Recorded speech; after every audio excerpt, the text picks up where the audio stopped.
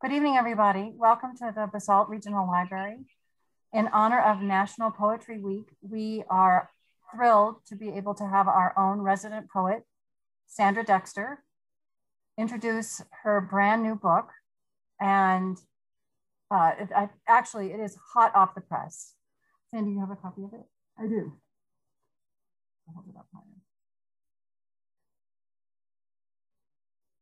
My Life Song, A Journey Back to Me, is a book of incredible depth and a personal story of many years of working on personal goals and coming through some pretty difficult times.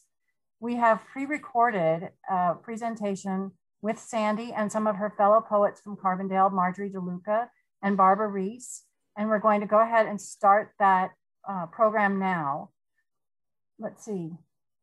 The book is available, right? Right. Right now it's at Susan's Flowers in Carbondale, and it will be at other local bookstores soon. Bookbinders in Basalt and the Explore Bookstore up in Aspen, among others. So if you go in and you ask your bookstore for this book, then they'll be on it when it arrives. Woo, local poet, you know? So we'll build up some interest. So we'll get started with this. Please bear with us. It's the first time we're doing a screen share pre-recorded program. And I hope it all goes according to plan. Good evening and welcome to the Basalt Regional Library.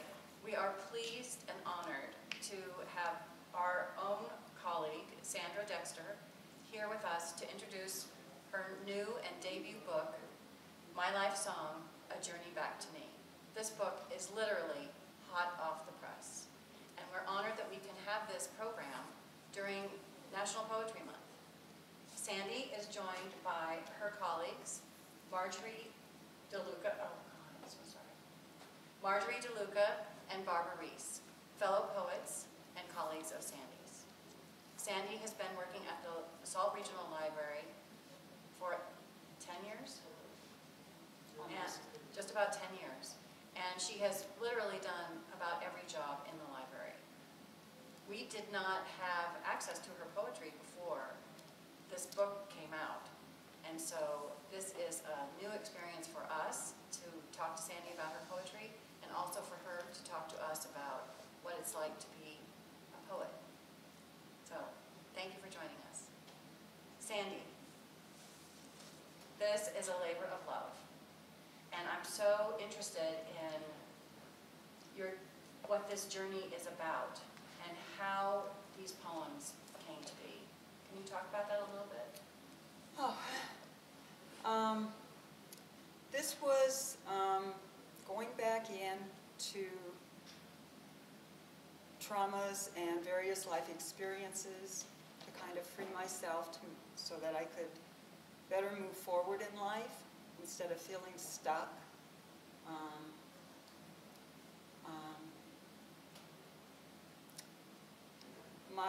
My poem, My Life Song, which is also the title of the book, as you saw, kind of speaks to that, so I will start with that. My Life Song. The fairies dance on wings of delight. They entice me to play, to let in the light. I'm the drummer, the dancer, calling angels and spirits to join in my song, my life song. I'm back in the chrysalis, preparing to fly, painting the picture of my life. I go back in to the gray to find the gift, to find the good in me. I dig through the terror and the pain to find my strength, to embrace all parts of me, to release the fear, to release the pain. I call on the magic that lies there within to help me forgive, to help me see, to let out the light that resides in me, to let out the light that resides in me. Wow, Sandy. I think that is it's an amazing thing for anyone to go through what you went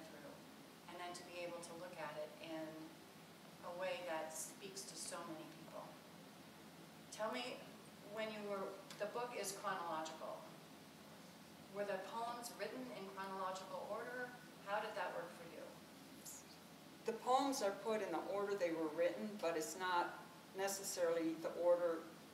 For example, when I wrote Joy in My Soul early on, I wasn't feeling that, but it kind of gave me, you know, something to work towards. And then my poem, Life Stinks, was much, much later. And so it's been a long, slow process. And so it was, you could reflect on other parts going forward and then looking back and writing about that at different times. Yeah. I'm curious about Life Stinks. Life Stinks. I think we could all relate to Life Stinks at some point. Okay. So this was at a workshop, and we were given a prompt to write, you know, something about how bad life was. I was rather shocked at what came out of me, myself. So, life stinks. Life is disgusting, shrouded in mysteries, wearing a face mask of the dead and dying. It's all gray, 100% of the time. It smells like vermin and tastes like ashes. It stinks to high heaven. No, say what you really mean. Like I said, even, you know, like Joy in My Soul, some of these poems that they just came out word for word, and it's like, that's in me. Where other poems like that aren't in the book, like Magic in the Sky, which is about going and seeing the sandhill cranes, you know, those took me quite a while to write, editing and editing and editing over and over again. So the poems in the book are not the only poetry you've written. No. And you guys as a group, is it a formal group, or how did you find each other? It's not like people walk around with poet, you know, pinned on their coat. Poet wants to write. Well, for something like 13 years, we had Aspen Poets Society. And we advertised pretty broadly that. We met once a month up in Aspen, most recently at the Mountain Chalet, which has just been sold, I might add. And anyway, we had groups ranging anywhere from 6 people, all of whom were reading poets to each other, to, I think we had over 30 one night. And yeah. And we had people from New York City and Florida and I think Arizona, all reading poems or reciting poems. One man was, I think he was from Venezuela or something, and he had completely memorized this lengthy poem that took him about 15 minutes to recite. His family was very proud of him. And Sandy, how did you get into that group? I first got into the poetry group that we've been meeting in Carbondale. We initially were meeting at the Basalt Library, and Cameron Scott had started the poetry group meeting at the Basalt Library, and I saw it advertised here, and that was before at this library, before I started working here. So I started going to that, and that's where I met Marjorie and Barbara. And Barbara, what is your experience as a poet? Well, I moved here in 2007 and lived up Capitol Creek.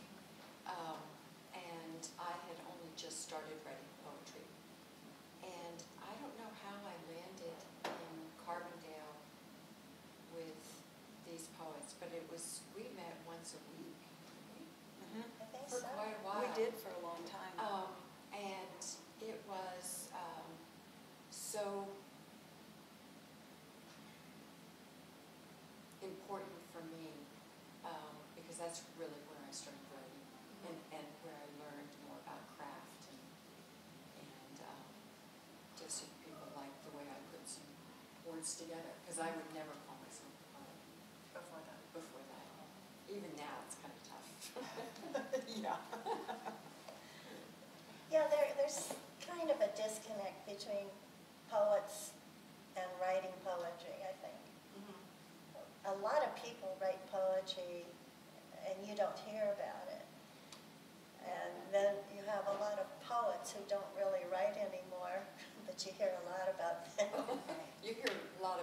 writing anymore. Yeah. About being stuck. Well, or failing, Right. refusing to admit it. I knew somebody who won some huge national award who didn't write another poem for 15 years, and she just started writing again. Wow. Well, what are the things that you guys write about? Sandy, I know that you, like you said about the Sandhill Cranes, you write about your adventures. What do you have shared experiences for that, or what speaks to you all as poets? Life in general. Which Very is the book is. Which is, well, it's about cooking, or a bird that you see, or a relationship, or the fire as I'm looking out on this beautiful landscape, or very mundane things like stubbing your toe. You know, it's really about anything that flies in front of you. It's like life.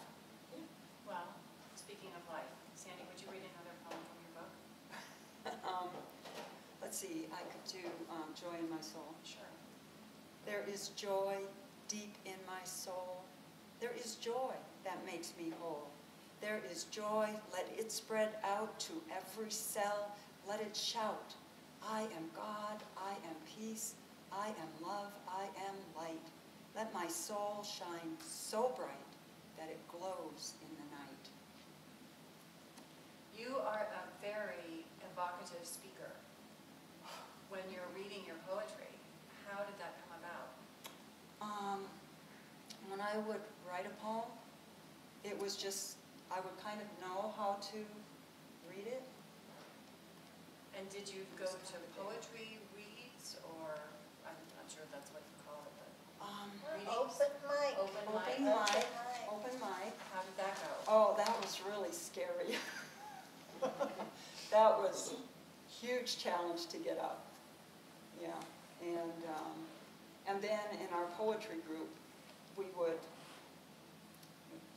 if we shared a poem, we would read it, and then someone of the opposite sex would read it, so we'd get two different voices, the male and female voice. And then we could ask for feedback or whatever we wanted. It was a group where we only, we asked for what we wanted. If we didn't want feedback, if we just wanted to share, that's what we did. But I think everyone reads differently.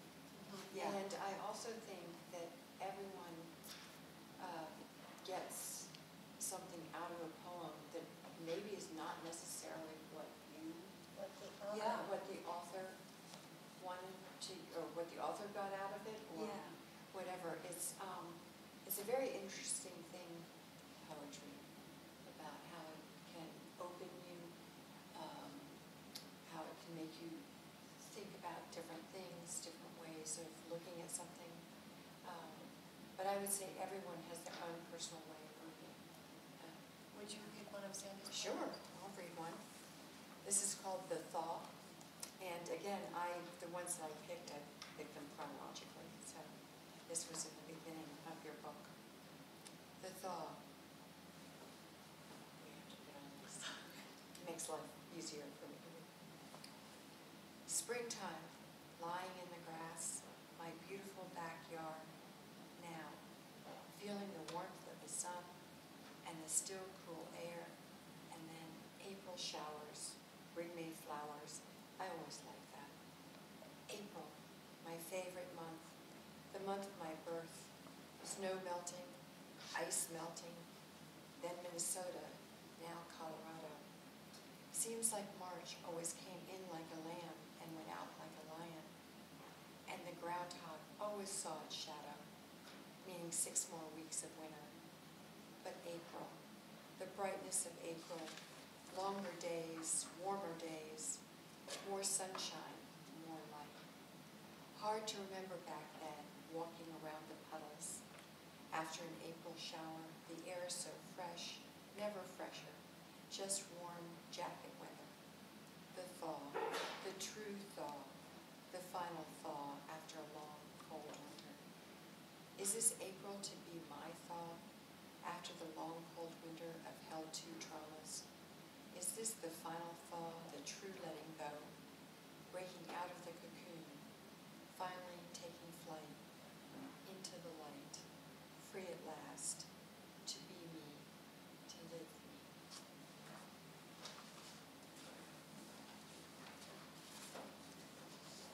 Marjorie?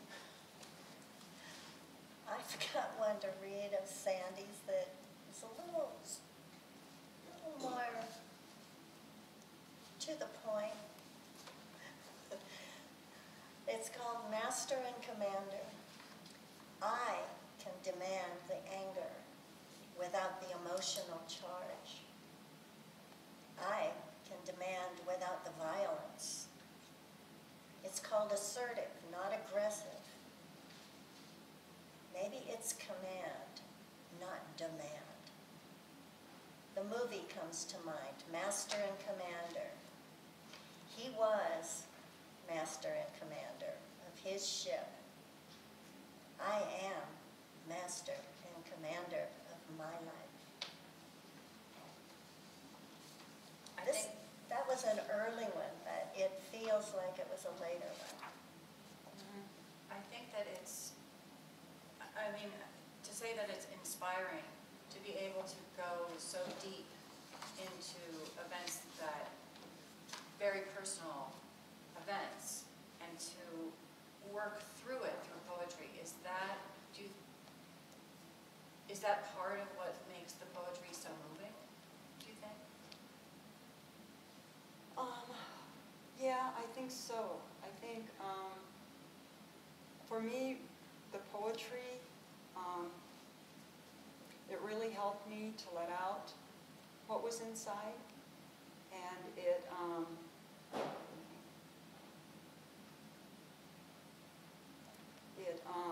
helped me to see things more clearly, the journaling and the poetry together. Did the journaling sort of lead into poetry? Or how did that all start? Have you been writing poetry since you were a child? I remember in like, I don't know, 2nd or 4th grade, and we were writing haikus in class.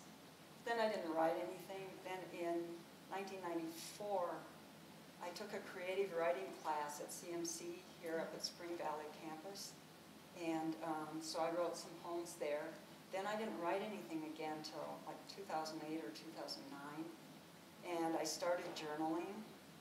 And then one day my daughter was reading some stuff in my journal, and she said, "Mom, do you know you have poems in here?" I said, "No." So then I started paying attention, because I didn't go back and read what I wrote. So, and then after that, you found the poetry group?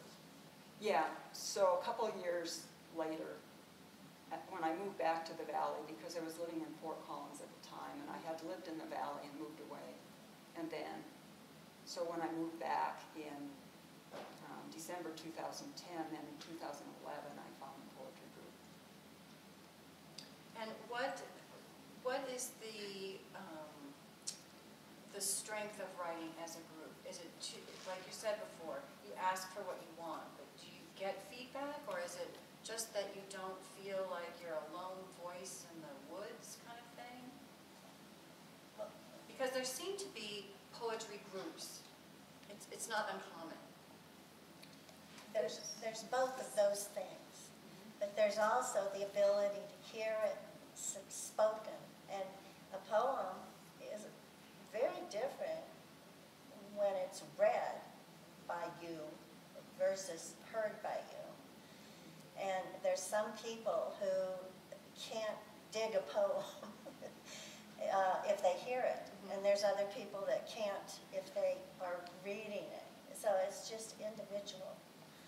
I remember Tony Alcantara used to say that he can't, let me see that. He wanted to see it afterwards, and he couldn't put it together just by hearing it. And so we would read, and then we would pass out in the early days of our poetry groups. We would pass out printed copies to everyone at the table, and a lot of us kept each other's poems.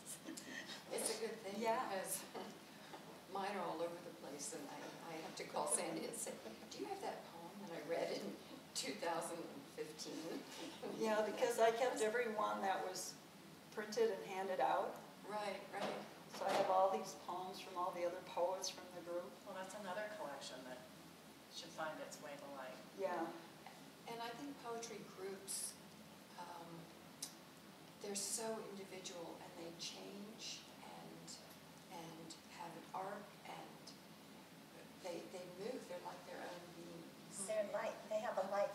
They have a life. Yeah, our Carbondale group hasn't met since the beginning of COVID. And I think the last meeting was at my house, all full of COVID, I guess.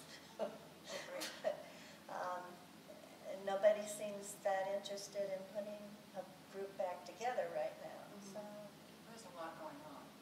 there is Yeah. a lot of life to catch up on. But a poetry group can be a safe place to start sharing your poems and also a place to get feedback. That's right. Safer you than want open mic, let's say. Oh, much safer. Oh, much safer than open mic. Have you all done open mic? Oh, yes. Yeah, I've Yeah. done slam. Really? Yeah. I did it I once. didn't do that. I did not Sandy, do that. I think that's a goal. There's no way I was doing slam poetry. Well, what is slam poetry? Oh, Actually, Sandy's poems, many of them could be turned into slam because of the rhythm that she's got going. Yeah, I think there's really a For definite instance? rhythm to slam poetry. Well, what she just already read today, I mean, she could be standing up gesturing with her arms, and that would be slam poetry. Slam poetry is basically performance poetry.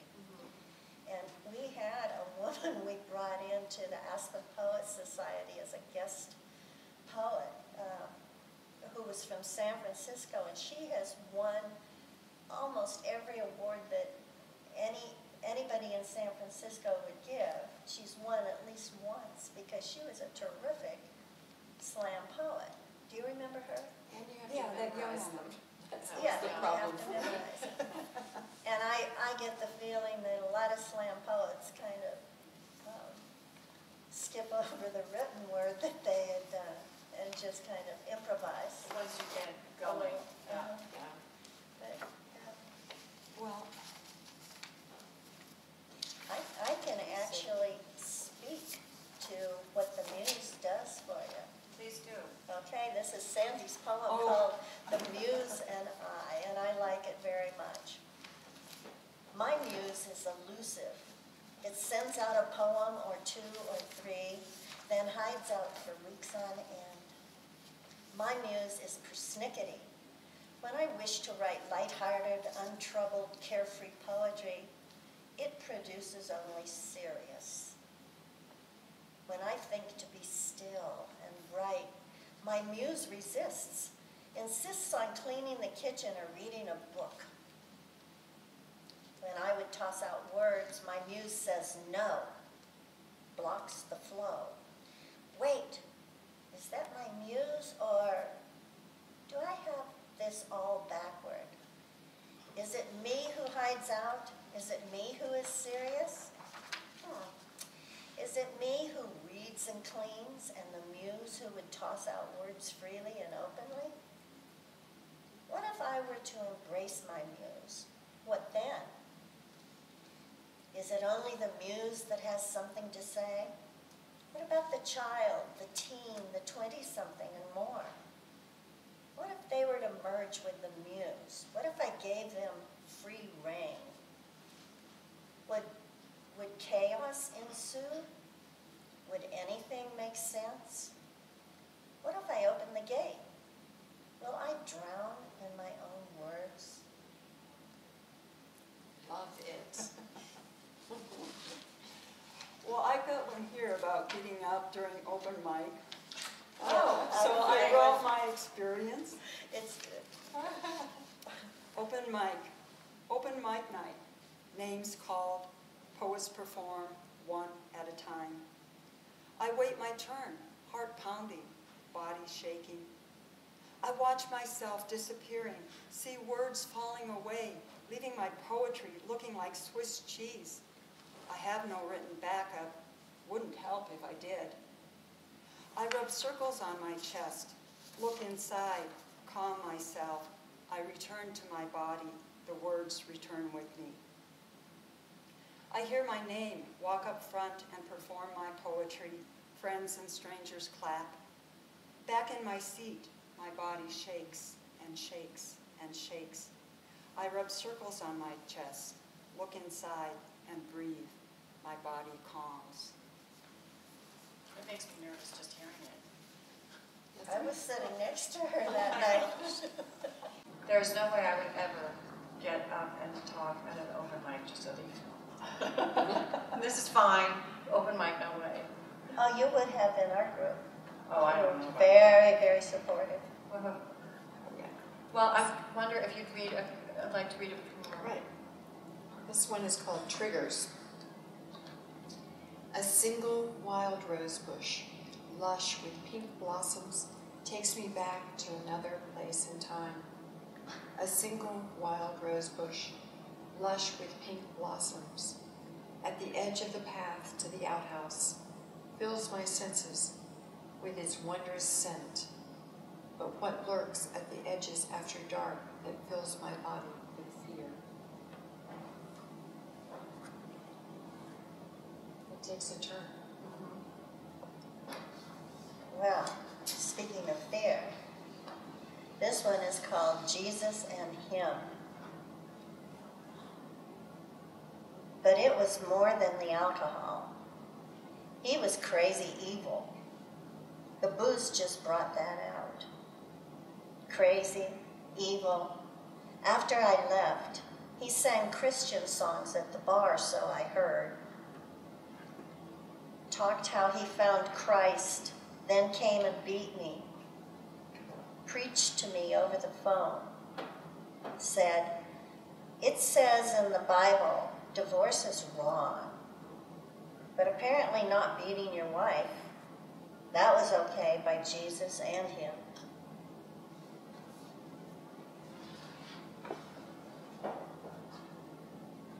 Sandy, it's quite a journey that you go through in this book.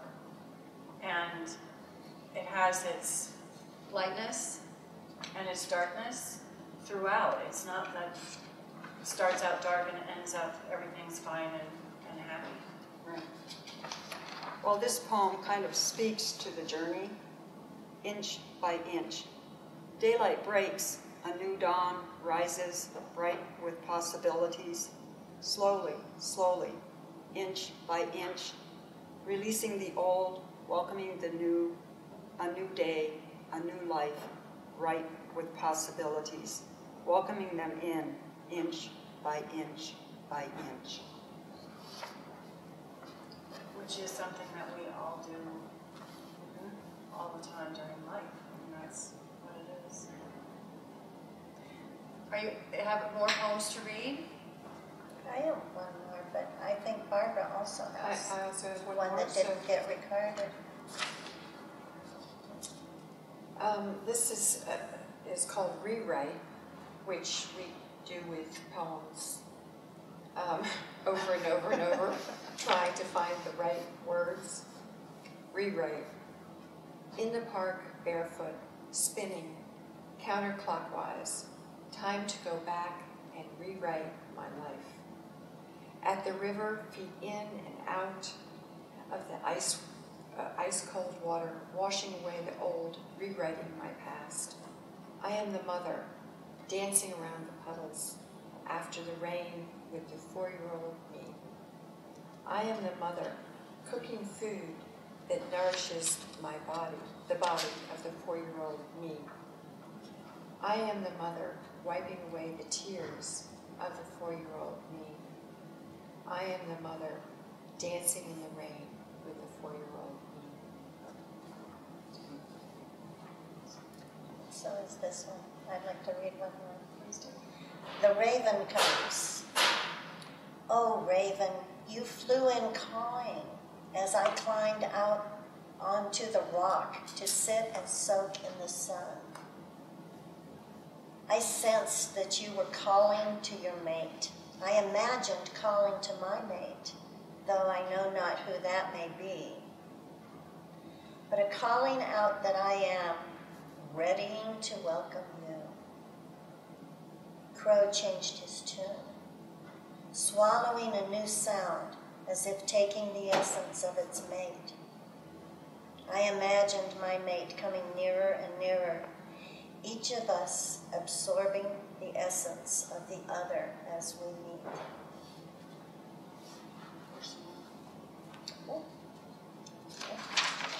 When Raven again took flight, I imagined my mate and I taking flight together. It's a beautiful, beautiful book, Sandy. Thank you. I think that we should encourage everyone to come by the library and get a copy of Sandy's new book. Encourage everyone to start journaling and finding your inner voice and beginning your own journey. Thank you to Sandy Dexter, my colleague at the library, and to Marjorie DeLuca, the publisher of the book, and to Barbara Reese, who took the beautiful cover photo. Fellow poets of Sandy Dexter's. Thank you so much for joining us. Hello, everybody. Thank you again for joining us. And as we mentioned earlier, the program will be on our website on the calendar, and it will take us a day or so to get it up. We appreciate your support. Please do continue to read poetry and to support our local poets. And thank you so much. Good night.